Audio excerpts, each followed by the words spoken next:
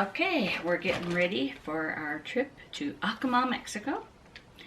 Akumal, for those of you that have never been there, have never heard of it, it is a small town in Mexico along the Riviera Maya, and it's about an hour and 20 minutes south of Cancun. And you fly into the Cancun airport to get there, and you can take a variety of forms of transportation.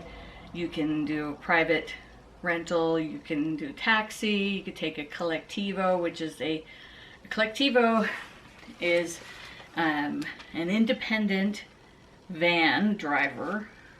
He owns his own van, sort of like a taxi service, and they just drive up and down and up and down the main highway from Cancun down to, I think, almost to Belize, and it just costs a dollar or two, and you can go as far as you want. But it's not private. They make many stops, so it will take a bit longer than an hour and 20 minutes. Maybe it could take as much as a few hours. But it's very cheap, so if you've got the time, why not? But they may not take you from the airport. You'd have to walk out to the highway to get that. So it's probably not an option. There are shared transportation that you get through various companies. One of them, I think, is called Best Day. There's different ones. But they pick you up from the airport, but they don't only pick you up. They pick up other people and stop at the various locations along the route. And you may or may not be one of the first ones. So it could take you a bit longer. We use USA Transfers. It's a private owned company owned by an American expat. And we've always been very happy with them. They're always there on time to pick us up, whether it be from the airport or from the hotel. They have very clean vans. They're very safe and reliable. The drivers, for the most part, speak really good English. So if you're concerned about not being able to communicate with the driver, they speak really good English.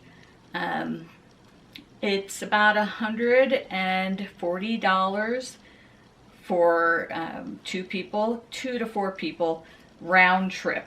That means that they bring you down there, and then you're pre-scheduled for when you're supposed to go back to the airport, and they are there to pick you up and bring you back. But it's just you and whoever else might be in your group, and you go directly from the airport to your resort. So that's who we take. I highly recommend them.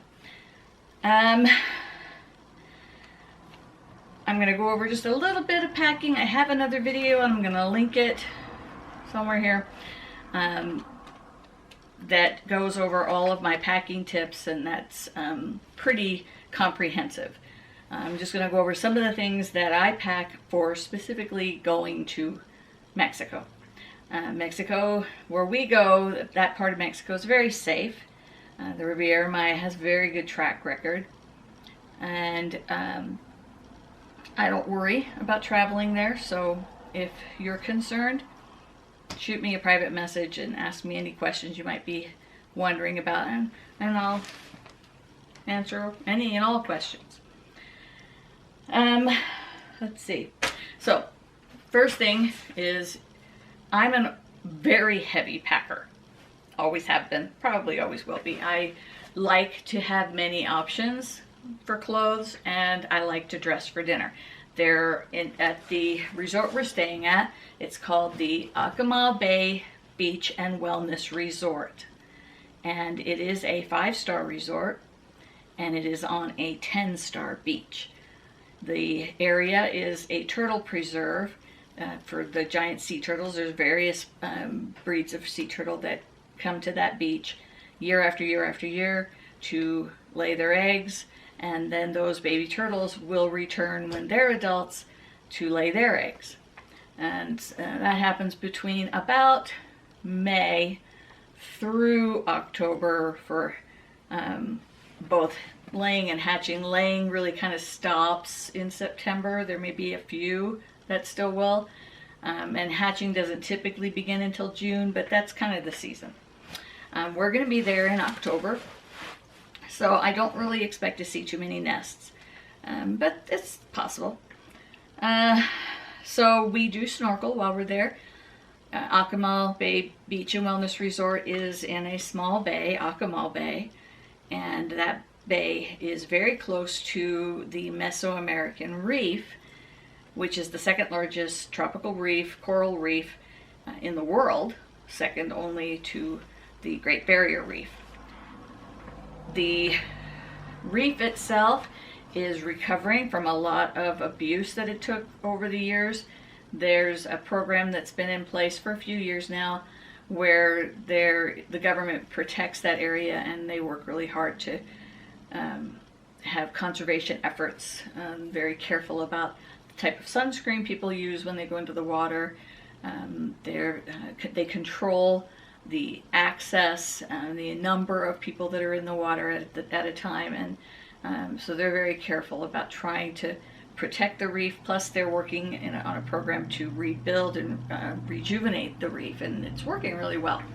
There's a lot of beautiful various kinds of tropical fish that you can see when you go snorkeling. There's also quite a few stingrays, sand rays. There's at least one spotted eagle ray. There's a few barracuda that pretty much leave everybody alone. They're used to the tourists.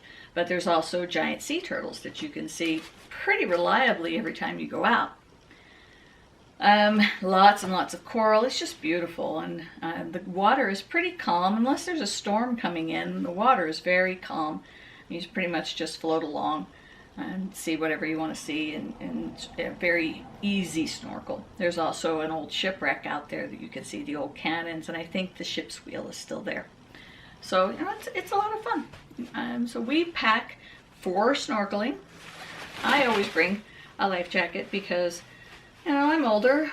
You never know what could happen. My husband Tim, he's decided that this year he may rent a life jacket if he feels the need, but for the most part, he doesn't use a life jacket, and that always worries me. But, you know, everyone has to make their own decisions.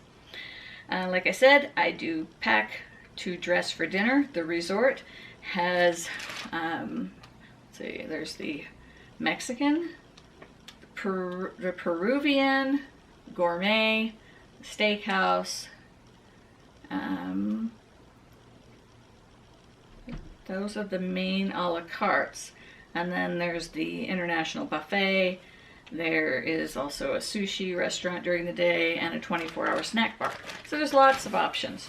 It's sort of like a cruise ship that never goes anywhere. You can pretty much eat all day long. And it is all inclusive, so it includes all of your food, all of your drinks, all of your snacks, your mini bar stuff. Everything is all included. But the four main a la carte restaurants, I like to dress up to go to those. The gourmet restaurant does require that men wear closed-toed shoes and a collared shirt. And so we always pack something for Tim for that purpose. For women, you know, you can wear sandals. And I bring some nice heeled sandals for that. I bring some different dresses. There's also a main bar where they have entertainment at night, and there is dancing, and so I bring stuff to dance in. It's, you know, different kinds of music. They have live bands that come in pretty much every night. So I pack a lot of that.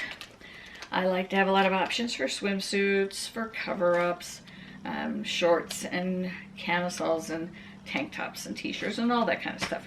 So we're going to be there for 2 weeks. I'm bringing enough clothing for changes of clothes for 2 weeks, and that includes dinners and just some options. So my suitcase is very full, and it's probably going to be right at the weight limit. The weight limit typically for an international flight is 45 pounds. So I'll probably be a little under that, probably around 40. And Tim, of course, being a man, doesn't have as much clothing, so we put the heavier things in his suitcase, which includes any toiletries that we're going to bring. The resort has some really nice toiletries. They have a line of shampoo and soap and conditioner that is made with honey in it, and it smells amazing and I love it. So I'm bringing a little of my own, but for the most part we just use theirs. I'm bringing this little backpack that I got really cheap. It's just a little kid's backpack. I think it cost me $10 or $15. But when you're going into town to go shopping, just hanging around, you know, down at by the beach, and you just want something to carry your stuff in, you know, just something little and lightweight. You don't need to bring a purse. You don't need any kind of big heavy beach bag. They will provide a beach bag with the logo for the resort on it, and it's a really nice beach bag. It's really big.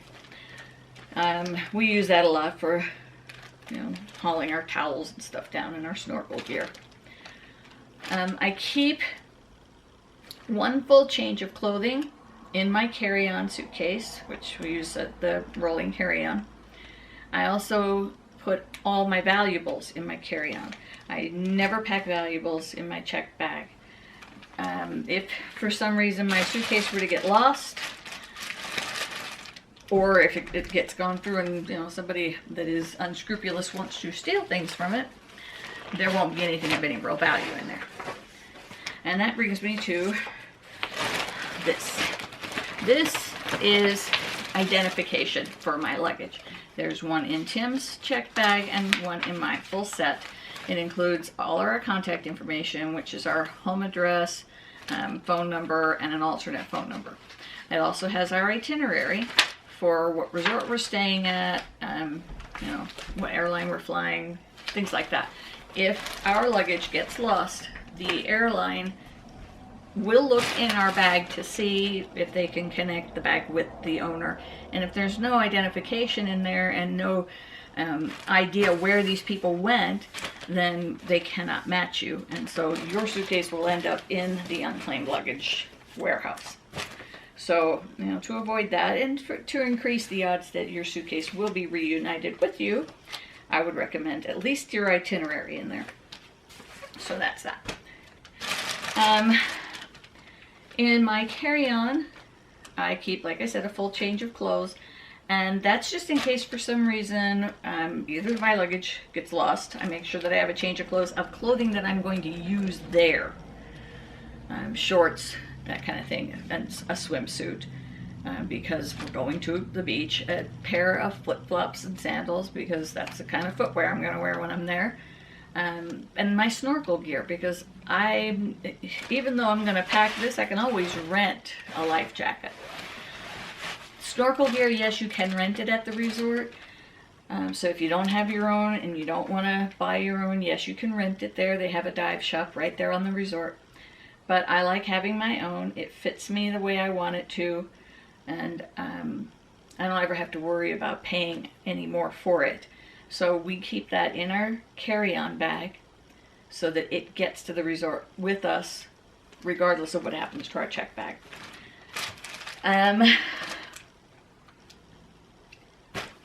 As far as needing things at the resort, it's not a third world country. They have everything there in their gift shop. Plus, walk 5 minutes up the beach and there's the little town of Akumal. There are 2 grocery stores, little small grocery stores that have everything you could need, including pool toys and things like that. They have gift shops and artisans and all kinds of stuff in town. So you don't really need to pack a whole ton, but if there's something very specific, then bring that. I bring my own cosmetics because, you know, I like to have what I like. I also always have a travel folder. And you can do it any way you want to do it, but in my travel folder, as you can see front and center, are passports. Don't want to lose the passports. So I keep them here until we get to the airport, and then that's when we start divvying them out. I also have a copy of our full itinerary, all of our receipts for USA transfers. I've got that receipt there because we paid for it in advance, so we don't have to worry about paying for it when we get there. But if you don't want to pay for it in advance, you can pay there. I also do something that I don't know how many other people actually do this, but we always tip the housekeeper, and to make sure that she knows that it is for her, I'm pretty sure she would, but just to make sure, I print up these little cards that says gracias por cuidar de nosotros. That just means thank you for taking care of us. And I have little paper clips, and I paper clip that to a $2 tip for every day, $2 US, but in pesos.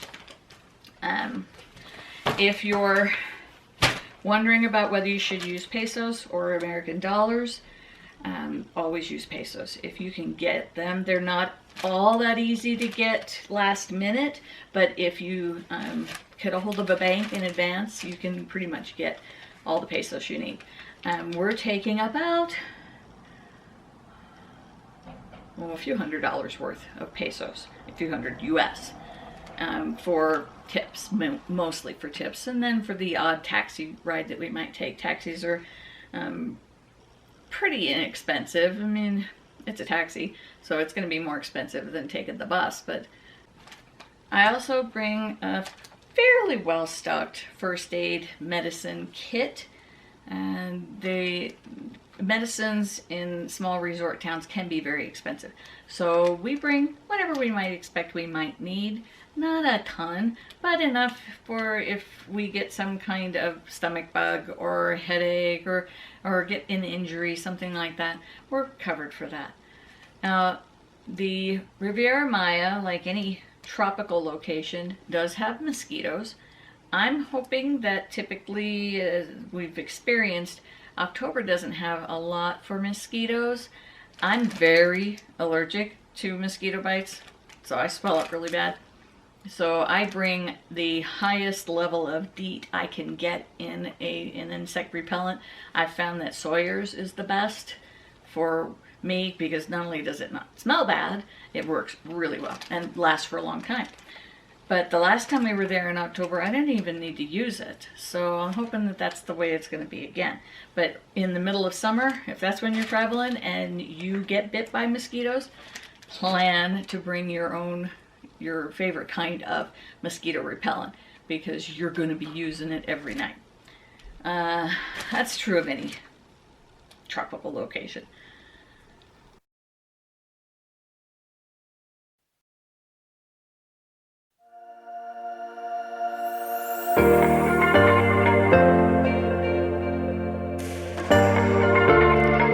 We're all packed and ready to go. In about an hour and a half or 2 hours, we'll be hitting the road. No, Saber is not coming with us.